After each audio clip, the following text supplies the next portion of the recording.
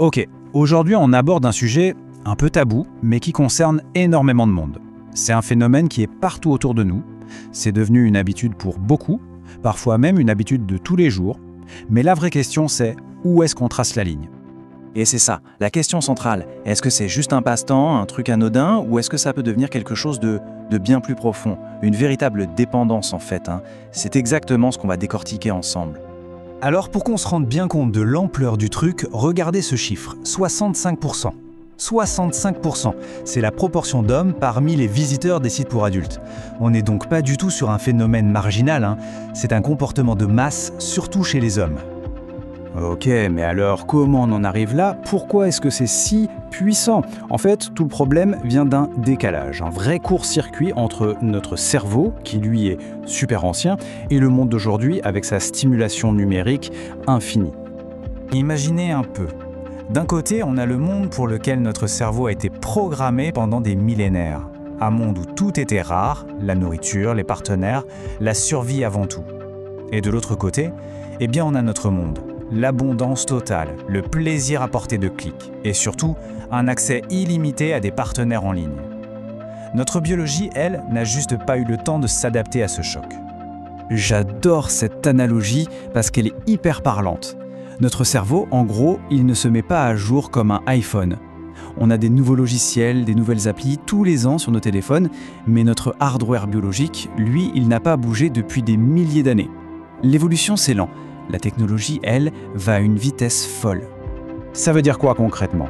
Ça veut dire qu'au fond de nous, on a toujours cet animal intérieur, ce qu'on appelle le système limbique. Et lui, son programme est simple. Survivre, se reproduire, chercher du plaisir. C'est tout. Et le truc, c'est que pour cet animal intérieur, il n'y a absolument aucune différence entre une personne réelle et une simple image sur un écran.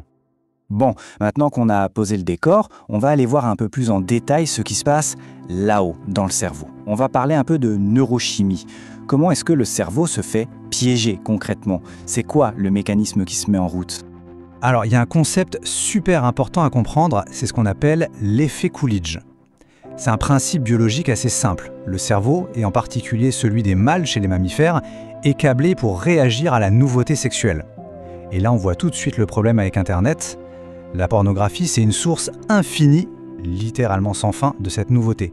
C'est pour ça que c'est si dur de s'arrêter.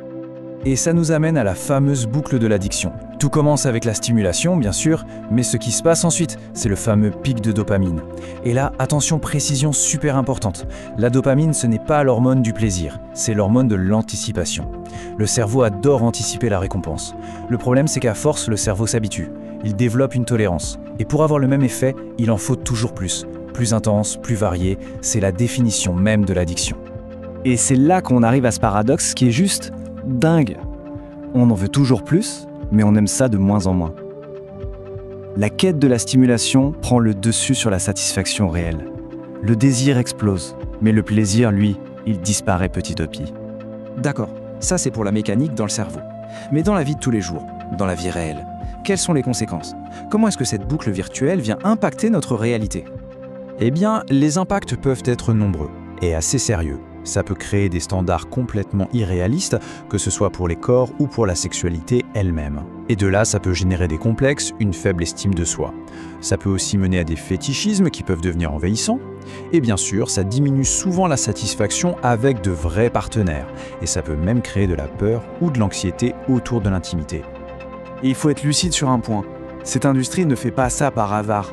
Le contenu est conçu, fabriqué, pour être ce qu'on appelle un stimulus supranormal. C'est-à-dire une version de la réalité qui est tellement amplifiée, tellement exagérée, que le monde réel à côté paraît fade. Il ne peut juste pas faire le poids. Le but, il est simple, c'est de rendre les gens accros pour qu'ils reviennent. Ok, le constat est un peu sombre. Mais alors, est-on condamné? Pas du tout. Et c'est ça la bonne nouvelle. Il est tout à fait possible de reprendre le contrôle. L'idée, ce n'est pas de partir en guerre contre sa propre nature, contre cet animal intérieur, mais plutôt d'apprendre à l'apprivoiser. Comment on fait alors? Il y a une méthode en 4 étapes qui fonctionne bien. D'abord, on change son environnement. On met des bloqueurs, on supprime les raccourcis, bref, on rend l'accès plus difficile. Ensuite, on change ses habitudes. On repère les moments où l'envie arrive et on remplace ce comportement par autre chose. Troisième point, il est crucial, il faut être prêt pour le sevrage. Il y aura une période d'inconfort, c'est normal, ça fait partie du processus. Et enfin, le plus important, continuer malgré les rechutes. Une rechute, ce n'est pas la fin du monde. L'important, c'est de ne pas abandonner le processus global. Et on en arrive au message peut-être le plus fondamental de tout ça. Il ne s'agit pas d'avoir honte. Ce n'est pas une question de faiblesse ou de faille morale. C'est avant tout un piège biologique, un détournement de nos instincts primaires. Et le simple fait de comprendre ça, de comprendre la mécanique du cerveau, c'est déjà la première et la plus grande étape pour reprendre le contrôle. Alors, pour finir, on peut se poser une dernière question. Une question qui va bien au-delà de ce sujet précis d'ailleurs.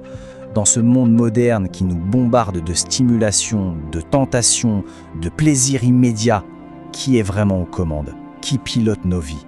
Est-ce que c'est notre conscience, notre volonté, ou est-ce que c'est cet animal intérieur, toujours en quête de la prochaine récompense?